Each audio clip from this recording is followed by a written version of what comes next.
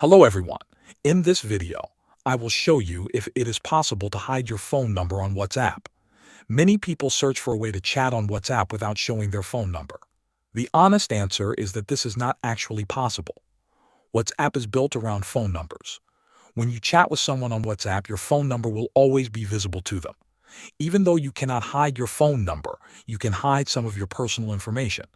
This helps protect your privacy when chatting with new or unknown people. To do this, open WhatsApp on your phone and go to Settings. Then tap on Privacy. Inside the Privacy section, you will see several options. You can change Last Seen and Online to Nobody. This stops others from seeing when you were last active or if you are online right now. You can also tap on Profile Photo and set it to Nobody or to My Contacts Only.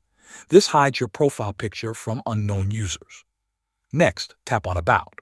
Here you can also choose Nobody or My Contacts Only. This hides your about text from people you do not want to share it with. These settings help reduce the amount of personal information others can see. However, it is important to understand that none of these settings hide your phone number. Your number is still visible to anyone you chat with. There is no setting in WhatsApp that removes or hides your phone number completely. If someone tells you that an app or trick can hide your WhatsApp number, be careful.